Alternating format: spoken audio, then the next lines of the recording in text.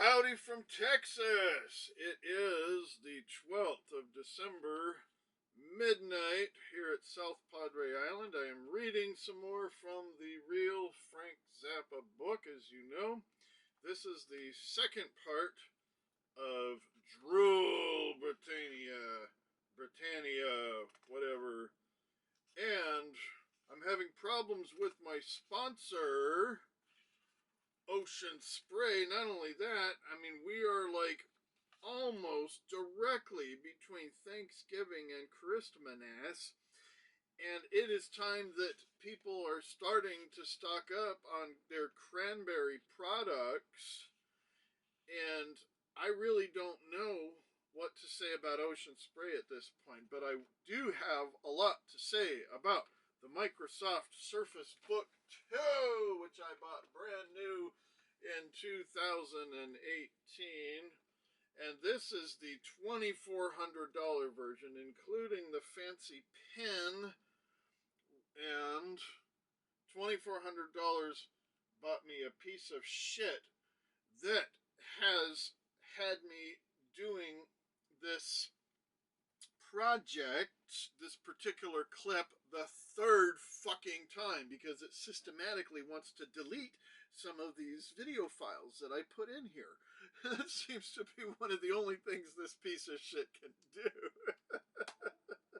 So yay, thank you for Microsoft hardware and software. So I forgot to do the cowboy hat in our last meeting in honor of Lonesome Cowboy Bert. And I think I left off at page 130. Again, we're on chapter 7. And it was something to the effect of, this song is trying to establish Bert's character. This is a person who dresses like a cowboy, behaves like a cowboy, and smells like a cowboy. He is 100% cowboy all the way through. And now we get to do not the entire suite of She Painted Up Her Face and the whole groupie thing that's from 200 Motels. But I will do everything that is written in the book, and I will sing everything written in the book, except for this one! Remember Freddie and Joe, the night you went to the show, a monster movie, clutching your hand, wait 10 seconds, clutching your arm, wait 10 seconds, clutching your elbow, where did your brassiere go? Then the monster came out, and everybody shout. The people all around you screaming at the monster. The monster from the USO. Who is this dude with his hair straight back, his new white socks and his pants all black, his t-shirt rolled and his watch is gold, a 55 Chevy that his brother just stole, and his arm around your waist and his hand in your pants. And he asks you for a date to the serviceman's dance. Suppose you don't wanna, what can you do when a joker like that got his hands on you? Oh baby, tell me baby, would you go all the way for the USA, or would you go all the way for the USO? Would you go all the way for the USA? Lift up your dress if the answer is no. That one happens to be from Chunga's Revenge. And before I get into this, I do need some medication and a brief wardrobe change here. So, it just got muggy here again on the island. And so, I've got to get rid of this flannel. And I've got to do some more Fisherman's Friend, because I have to sing Flo and Eddie, which is going to be really fun to see if I could try this. Now, this is the third time I've recorded it, and I couldn't get it right any of those times. The especially girlfriends in the shower part, which goes up to a high E above middle C. But I'm taking it down a whole step, so it'll be a little easier. So this is the conversation between Mr. Ogden and Justice Makata, starting with Mr. Ogden. My lord, I was leaving that. Now, the turning to, would you go all the way, to the waitress. Going all the way means having sexual intercourse, does it not? And Zappa says, it is an expression of what was used in the 1950s to indicate having sexual intercourse. It is an archaic expression which used to generate laughter. Well, whatever it is used to generate, that is its meaning, Zappa says. In the 1950s, yes. And as I understood what you were saying yesterday, that was a reference to the American Armed Forces overseas and the way they treated girls and they procured for their amusement. Zappa, yes. And of course, it is quite plain that if one looks at the unnamed version, which is on page 30, that this is a song about sex. Page 132, Zappa says, I would say this song is not specifically about sex. Well, we have agreed to that title. Would you go all the way? Means, would you have sexual intercourse? Now let's go on and see how it looks. If one looks at page 30, first they all go to a movie. Then, clutching your hand, ... Wait 10 seconds, ... Clutching at your elbow. Then, where did your brassiere go? Which means the man has got his hand on the girl's breast, does it not? Zappa says no. Does it not? It means that the brassiere has disappeared mysteriously in the dark of the theater. I see. And the bit that is crossed out. Preston, who reaches for Ruth's breast, and her breast falls out. Then, the monster came out. What could the monster came out with that mean? The monster is a character that they were watching on the screen at that time. I see. Was that symbolic of something? Well, in the 1950s, monsters played a very important part in the culture of our country. And not a lot of my humor revolves around that sort of thing. I mean, a lot of my humor revolves around that sort of thing. I see. In any event, if one reads that, it is quite obviously a seduction scene, is it not? In a cinema? No. To me, it would indicate that this scene was describing ineptitude. Ineptitude? Yes. In what sense? Fumbling with each other in the dark. Yes, but in a sensual context? Not necessarily. Well, come, Mr. Zappa. Just look at it. There is a song entitled, Would You Have Sexual Intercourse? In effect, then describing how the man clutches the woman's hands and her arms and her elbow and then finds her brassiere and is gone, and her breast falls out. This is what the whole song is it not? Zappa says, no, it is not. It has another page.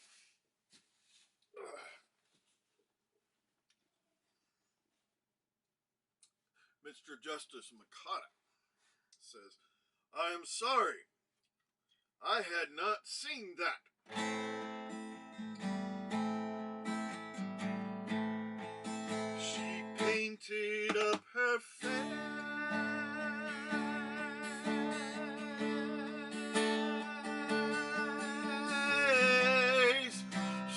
sat before the mirror.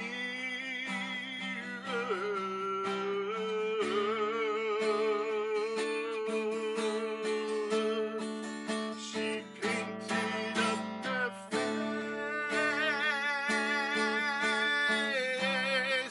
She drew the mirror nearer.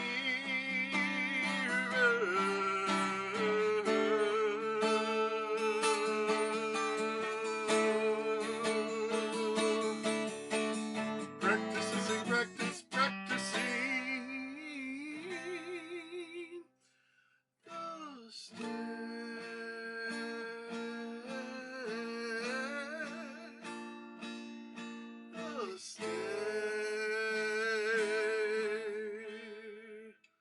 the secret stare she would use if a worthy-looking victim should appear.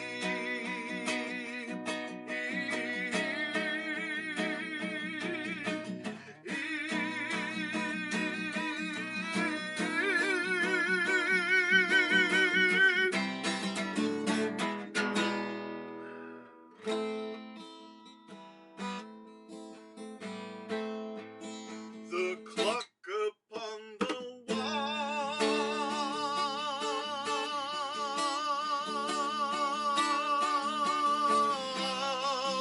has struck the midnight hour.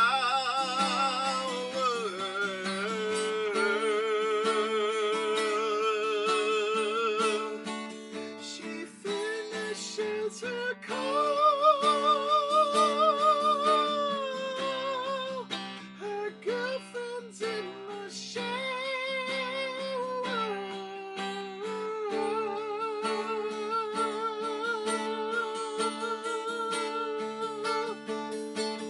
Practicing.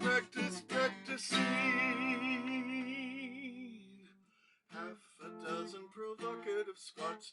Out of the shower she squeezes her spots, brushes her teeth, shoots a deodorant spray up her top.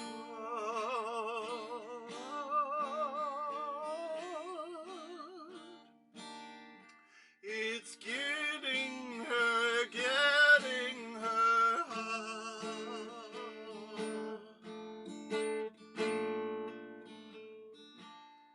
She's just 24 and she can't get off a sad, a typical case. Yeah, the last dude to do her got in and got soft. She blew it and laughed at his face. Yeah.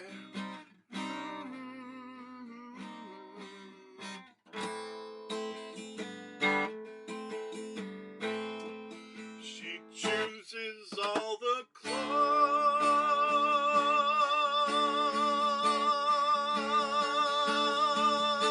clothes she'll wear tonight to dancing.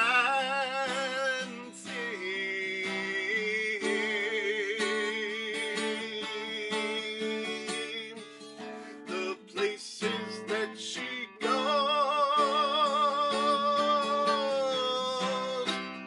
are filled with guys from groups waiting for a chance to break her pants, and provocative squads coming among alumna, provocative squads coming among alumna, provocative squads coming among alumna.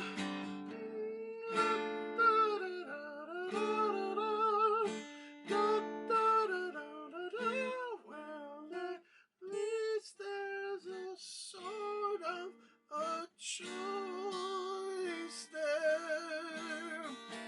20 or 30 at times there has been.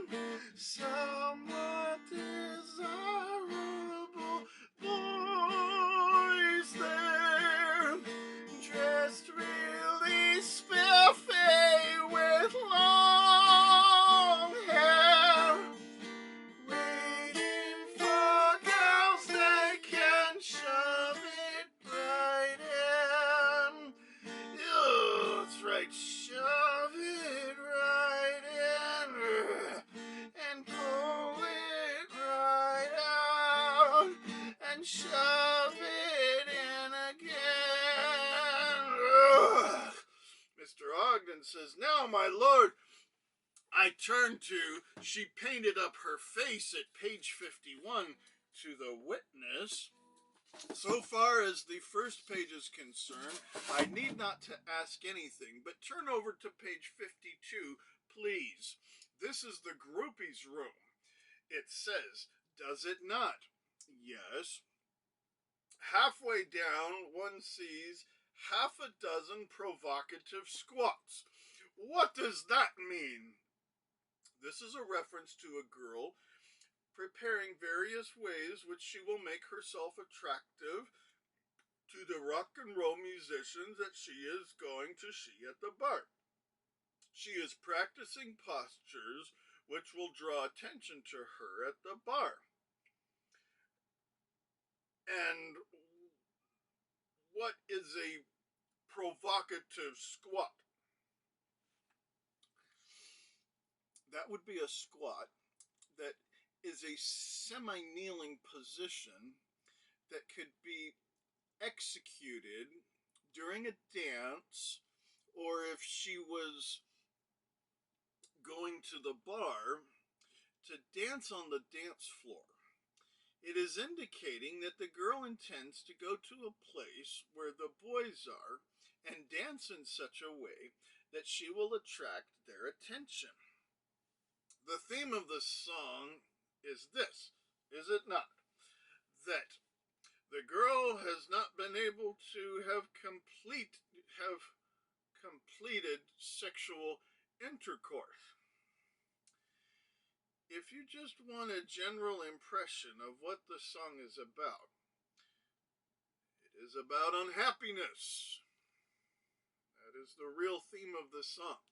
Yes, unhappiness because the girl has not been able to have complete sexual intercourse. Is that right? That is not the only reason why she is unhappy. But that is one of the reasons. Yes. One sees her sitting before the mirror, painting her face, practicing her stare, the secret stare she would use if a worthy-looking victim should appear. Then we go over to page 34 in one of the groupies' dressing room, and I see the stage direction says, 2 nude groupies. She chooses all the clothes that she will wear tonight to dance in. The places where she goes is filled with guys from groups waiting for a chance to break her pants in.